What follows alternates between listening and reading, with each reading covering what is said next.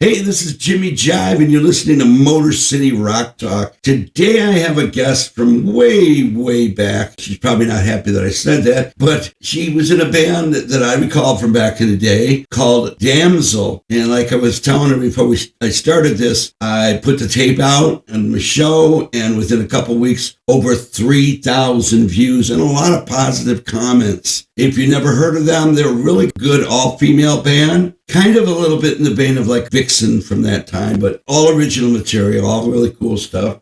She was then later in another all-girl project called Tush, and then a cover band called Bonnie and the Working Girls that are still out playing to this day in the area anyway. So anyway, my guest is Cheryl Whyte-Tree. Her married name is Tree. Maiden name was White. That's how I knew her back in the day. How you doing today, Cheryl? I'm doing well. How are you doing? I'm doing great, and it's so wonderful to get a chance to talk to you after so many years. Yes. You know, growing up and going to high school, all that stuff, and seeing you back in the day, you know, with these bands and all that. I don't recall Tush, but I do recall Damzel, and I definitely recall Bonnie and the Working Girls. Matter of fact, I have a little story for you to see if you remember about that anyway. So anyway, yeah.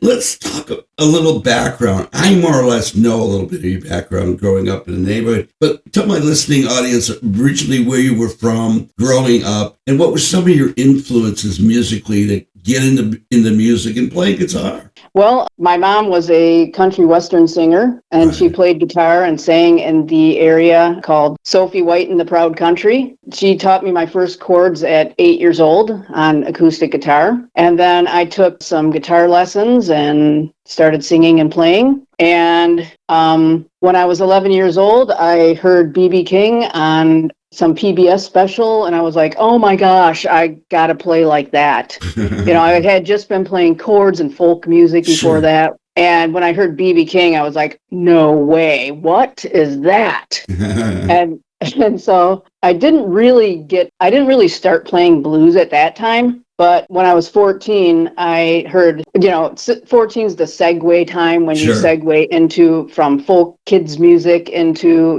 rock music. Right. So I heard Ted Nugent and I was like blown away. And I heard Jimmy Page from Zeppelin. And I was like, that is what I have to do. Right. So I started playing lead guitar and got in my first band, just a little band around the neighborhood, called ourselves Medusa. Yeah. That was for about 2 or 3 years, and Lori Genro, who was in the neighborhood, who is now Lori General Simons, she was on vocals, and my brother Bill White from Halloween, Mm-hmm. he was playing boxes then. And our older brother Rick had a drum set, and Bill started playing his drum set. So anyway, we integrated the drums into our little band, and then it turned into we added other people, and we started playing out, and I was like 16 at that point. So from 14 to 16, I did that. And then when I was like 18, I got into a band called Tush. This band was a Detroit-based band, and the drummer Angie Manley from Rapunzel was in that band. And I played bass in that band because they needed a bass player. Their bass player quit, and they had a bunch of gigs lined up. And I'm like, but I'm not a bass player. Okay, I'll do it. So Right. we started touring, and we played tri-state a lot in Ohio and up north, and did a lot of great gigs. And Who's the guitar player in that band? Do you remember? that was Hideko Mills, Mills. She was a great jazz-influenced, it was all-female band again. Right. And yeah, she was a great guitar player. And Angie, of course, was an excellent drummer. So we had a good time. We went through a couple of singers. We originally had a singer called June Tilton, I believe her name was, and she was a backup singer for Bob Seger. Really? Wow.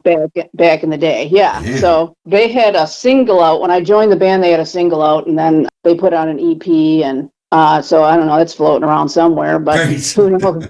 And we had a manager called Miro Anderson, and he was from Howell, Michigan. He was very knowledgeable in the music business, great guy. But anyway, then that band broke up after 3 or 4 years. Then I joined Bonnie and the Working Girls. I went back on guitar, Right. started singing like as 50% of the tunes. Right. And that's a 50s and 60s, for those of you who don't know, that's a 50s and 60s band, all female again, and with Bonnie Williams at the helm. Yeah, that was a lot of fun too. We played locally, of course. We played like 5 nights a week for 2 or 3 years. And Carolyn McShane on drums and guitar. She went back and forth depending on what we needed for that month sometimes. Yeah. Lots of good times there. Were you guys wearing, I recall with Bonnie and the Working Girls, you guys were wearing almost like a specific outfit that kind of reminded me of like something out of, waitresses from a 60s diner, or the gals from, from the movie Grease. Were you wearing those kind of outfits at that time? Yes, we were wearing like mesh stockings, like an outfit that you'd see a dancer, like a ballet dancer wearing. Oh, okay, yeah. Is the stripped down version of a ballet dancer where they have like leotard and the tight and tap shoes, but we didn't have, of course, we wore something similar to tap shoes, but they weren't tap shoes. Right. And then we'd have like different cool jackets that all matched, like tuxedo jackets with tails, Oh, and then cool, yeah. jackets with, purple and black leopard skin with tails, and blue and black leopard skin with tails, and just different, shiny silver and black, and, It definitely stood out. I remember that. It was really cool. You guys were all very talented on it in the 60s, 50s, 60s music. I know you had sung a bit, like you said, 50-50 or whatever with that. When you were in Medusa, I mean, you said you had a lead vocalist. Did you do singing in that also? No, I did not. Back up anything? A little bit, but I was always like, I just want to play guitar. That's all I want to do. I don't want to sing, Okay, and I was just sort of learning my instrument anyway at that time. Right. So I was only like 14, 15, 16 years old. So. Sure, I get you. So how long was that stint? Were you in Bonnie and the Working Girls and then Damzel and then back in Bonnie and the Working Girls? Or was that just that time and then Damzel? Bonnie and the Working Girls, Carolyn McShane, the drummer, and the guitar player, we left Bonnie and the Working Girls, and then we formed our own band called Rock Candy. And we got another, we got a lady bass player. So again, we were all female, a 3-piece this time. Okay. We gigged around a lot. We played together for a couple of years like that. And then Lynn Holly approached us when we were looking for another bass player singer, and she joined up, and she brought with her an investor named Carl. And I'm sorry, I don't remember Carl's last name. I feel bad about that. That's okay. It's on the back of the CD, though. Lynn brought the investor, and Lynn also opened up a world of a whole bunch of new places to play that, because we were kind of in the area here, Westland, Dearborn Heights, Detroit a little bit. And then she came in and brought it to another level, which was what we needed if we, wanted to go somewhere other than just local. So, right. So sorry, I'm segueing That's okay. without permission here. Oh, no, it's fine. Go do whatever you like. We'd sort of changed our song list. We were playing like poppy. When we were Rock Candy, we were playing like some rock, but pop also. And then when Lynn came in, we sort of switched to hairband rock. So we started playing a lot of hairband stuff, and she would sing most of that stuff. So we split the singing up half and half, 50-50, she and I. When you're saying hairband stuff, you're talking about the biggest majority of it out there was male rock bands and all that. Were you doing a lot of that, or did you do any of the female stuff like Heart or that kind of stuff? Oh yeah, we did Heart. I sang the Heart stuff. I had the higher voice, and Lynn had the lower, mid-rangey, husky, not husky, but sort of baritone, maybe in the baritone range. No, like she had like a dirty voice, like she could raspy. She had a raspy lower voice, and I had a clean higher voice. So I would sing all the high stuff, and she would sing all the raspier, mid-range, low guy stuff. I get you. Where did you guys record that? Where was that recorded? Do you remember? Yes, we recorded that in Ann Arbor, below the music store there. That was on Ashley Street. I think it was called Ann Arbor Music, maybe. Gentleman who engineered it and produced it worked part-time, sometimes for Capitol Records. And he mixed the Blackfoot CDs at Capitol Records, I believe. Yeah, so we got a really good guy, spent a lot of money on that. Our investor spent a lot of money on that CD. It took 6 months to record. Wow. You put a lot of time and effort into it. Yes, we did. Turned out to be a great product. Oh, yeah, it's a great album. People out there, it's called Castle Walls is the name of it. And it's all original as far as I know. There was no covers on that, right? Correct. And we wrote all of our own music. Now, who were the key songwriters? Was that you and the vocalist, or you guys all together? Carolyn, Lynn Holly, Carolyn McShane, and myself. Cheryl Conlin was my name on the CD because my maiden name was White. Mm-hmm. I got married to Tom, who was he ended up being our sound man for Damzel the whole time. His name was Conlin, so my name was Cheryl Conlin on the CD. Yeah. And then we divorced after the band broke up 5, 6, 7, 8 years after. I remarried 4 years after that, 5 years, I guess, became Cheryl Tree, Tree. So, but yeah, it was a really great studio. It was a lot of fun. Oh my gosh. It was just so memorable. Oh, I bet. And 6 months, that gives you a lot of time to do overdubs, to do this. Was there a lot of overdubs and work on that, or did you do it live in the studio as more or less, or was it all separated out? We did not play live. That's what took so long. I think we laid down the drum track first, then the bass. Then I went in and did guitar. I did rhythms and leads. Then Val went in, Valerie Greer. She went in and laid down rhythms and leads also. And then we came in with the vocals. I don't know if I went in first or Lynn, but we came in and did the vocals, then we did backup vocals. Were you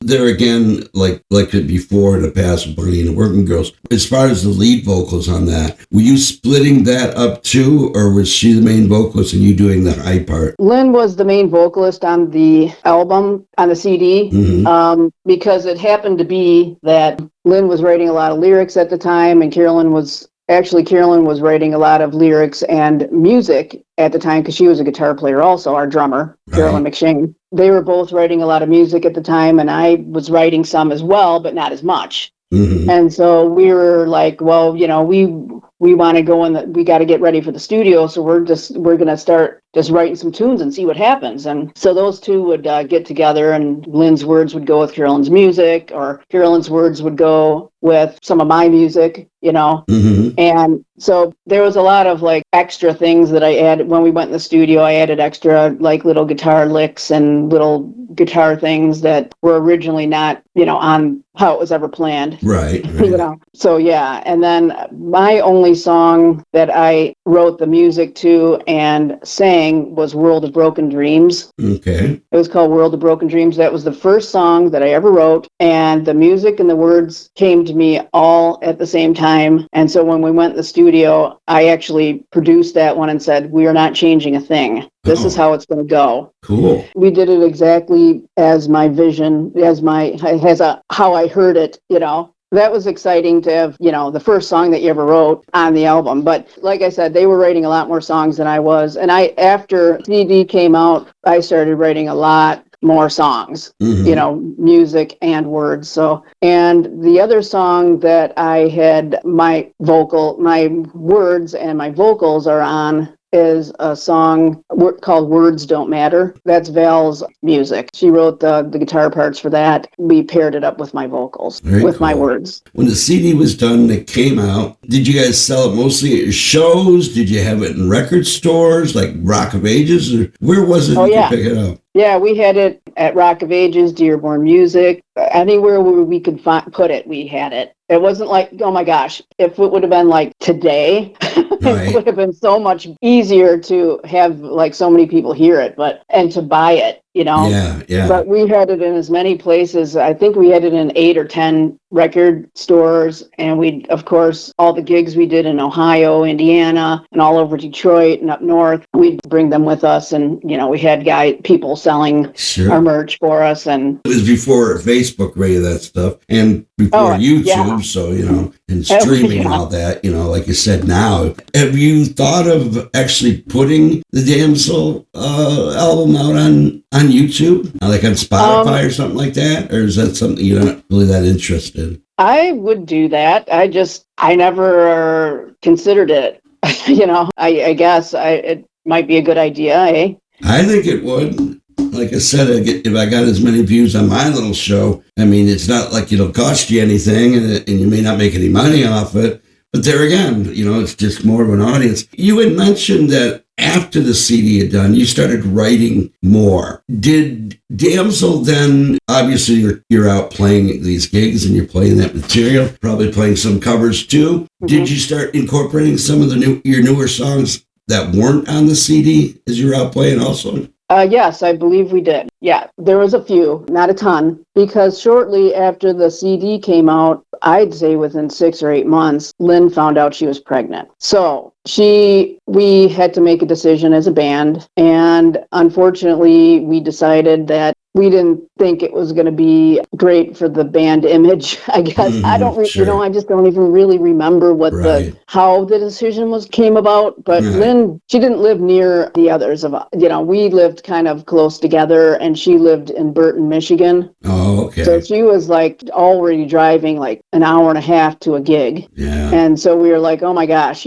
how is this going to go? What if she gets sick and she doesn't feel like she can play and we have to cancel gigs? And mm-hmm. So we decided as a band that we were going to look for another bass player. That was the demise of the band, I believe, because, we had a magic that we had with us mm-hmm. as we were. And when you bring another person in, that kind of sometimes doesn't work out as well. And right. We brought in another bass player. She was really good and did a great job. Mm-hmm. But she just, it just wasn't the same. So we did that for about a year, and then the band just sort of kind of broke up because there was just too many things going on. Now, when you were in the studio for those 6 months recording the CD, were there any tracks that you did that just didn't make it on the CD? Anything like that? Or you just kind of concentrated on what was specifically going to be on it? Yeah, we just concentrated on the tunes that were going to go on it. We knew exactly what we wanted to do, and we did it. And mm-hmm. That was great. And I have to tell you another little side story here. Sure. The engineer, producer that was working on the CD, he worked for Capitol Records Canada and Capitol Records USA. He said, I've got a interesting proposition for you. Not a proposition. He said, I was talking to, some of the higher ups in Capitol Records Canada, and they are interested in you ladies. They're interested that if you would scrap all these songs you have now and just do a bunch of 3-chord songs and put on some mini skirts, they want you guys to be their answer to Bangles.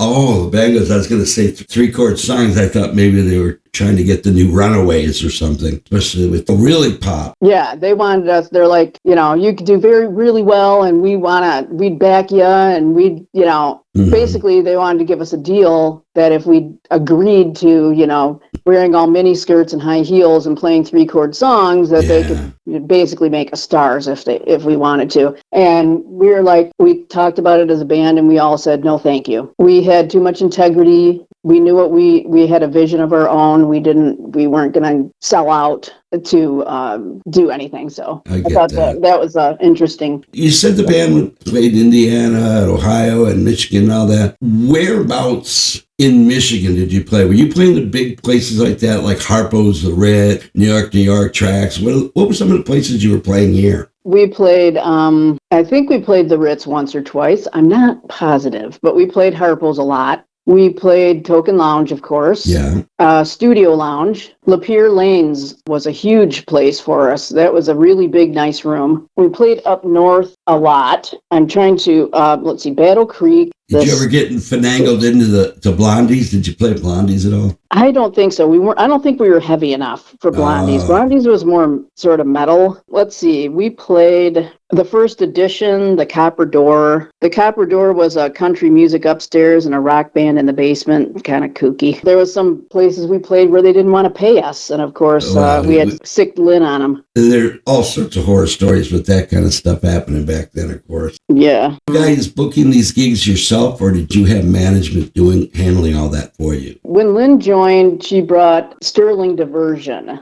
Yeah. Used to book us. Okay. Oh, here's another kind of cool story. We played at the Ritz, and we were opening up for that band Steel Heart, Angel Eyes, Never Let You Go. Yeah. So as a band, we used to play that song, and I used to sing it. And we went on their tour bus, and the lead singer wasn't there, but the rest of the bandmates were. Yeah. And we were hanging out with the guys on the tour bus. Yeah. And they had their guitars, and so they started playing it. I sang the whole thing, and they were like, no way, no one else can ever sing that song. It's super high, high, clean vocals. That was a cool thing. Did you open up and play there or elsewhere with any other, national artists from that time? Yes, we opened up for Grand Funk Railroad. It was in Indiana, and it was at some outdoor festival. There was like 5,000 people there. That was pretty fun. Yeah, that was pretty cool. Anybody else that you remember come to mind? I'm probably forgetting something, but I don't remember. I guess one question, because you mentioned it earlier, that your brother Bill obviously was in Halloween, and he was in several local projects before that. Did you guys ever play with them, do any gigs with Halloween? No, because they were like a lot heavier than us. Yeah, you still would have gone over all right. They used to, I think they played more with Rapunzel, and if they played with anybody, it would have been like Rapunzel or... Huntress? Yes, Huntress, yeah.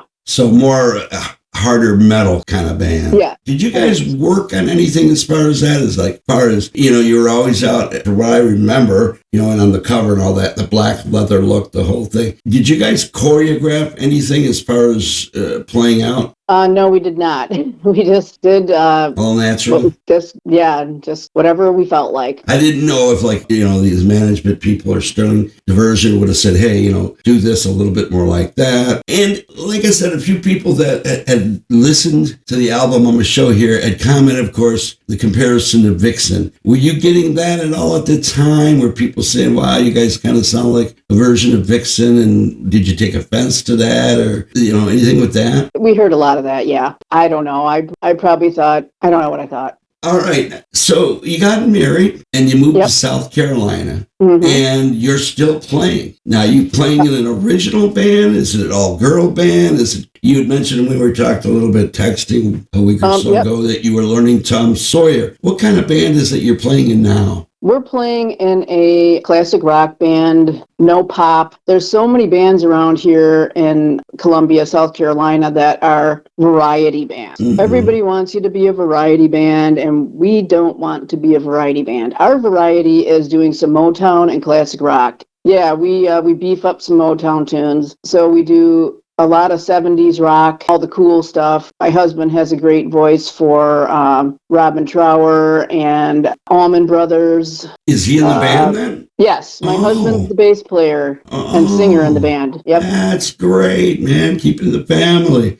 And how often do you play? How often do you get to play out? Well, we got ourselves a really, really excellent singer who was very connected around the area. So she booked us for a whole year. Then she had some vocal trouble and she could not go on. So she ended up having to quit. And so we found another singer. Then we lost our keyboard player. So then now we are a three-piece with a lead singer. And like I said, John sings, I sing, but I don't sing high anymore, unfortunately. Yeah. I kind of lost my high range, I guess. So was that from not doing it, or do you think it was from age? Or age, both? probably. Age? Maybe both. Yeah, it had been, when I joined this band, it had been a long time since I played, let's just say. Were you just too busy or just not interested as to why it was so long? My husband and I owned a photography business, and that was kind of my artistic outlet, so I was just happy with that. Sure. Then we moved here, and we decided not to pursue photography here because it was oversaturated, so I needed an artistic outlet. So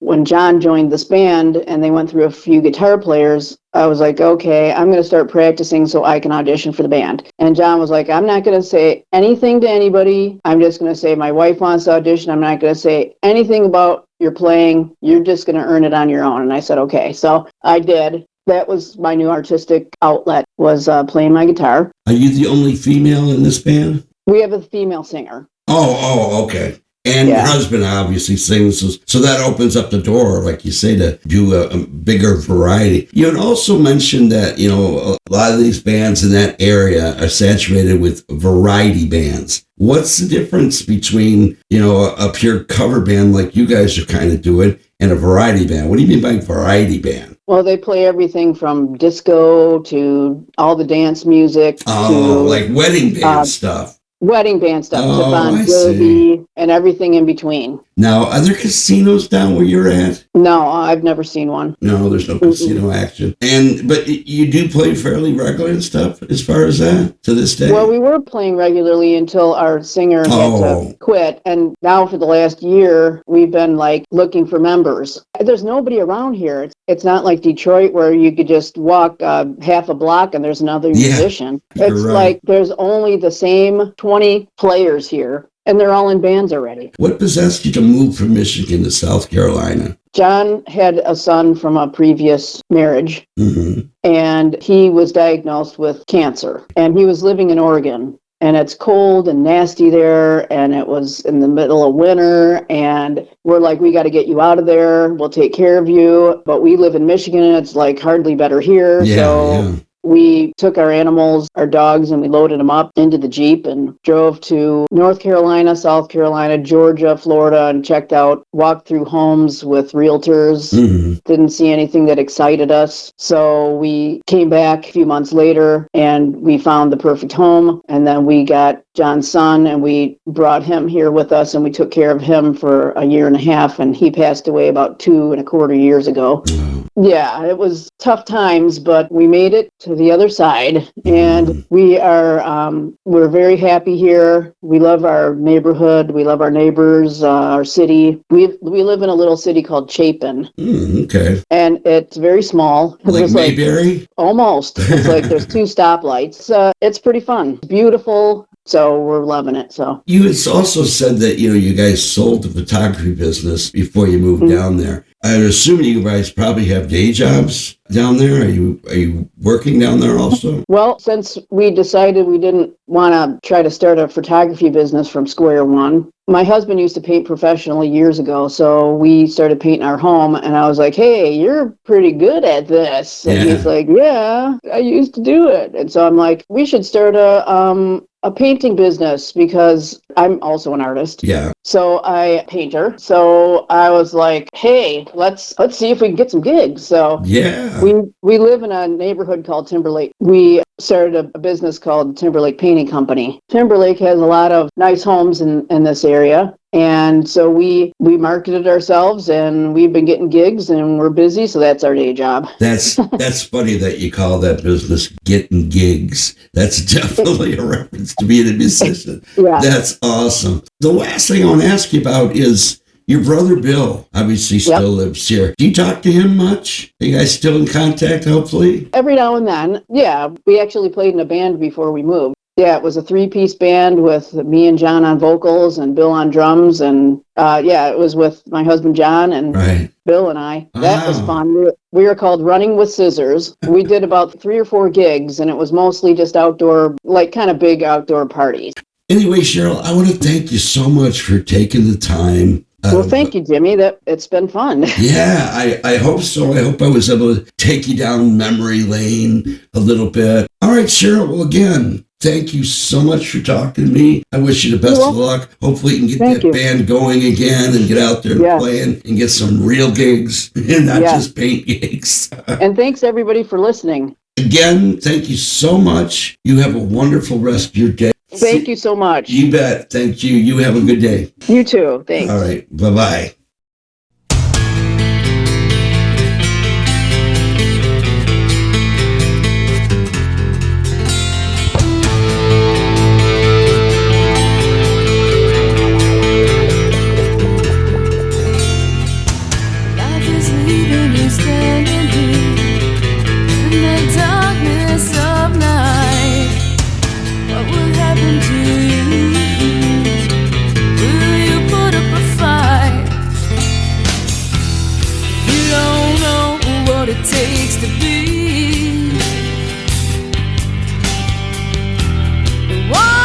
Make your own reality.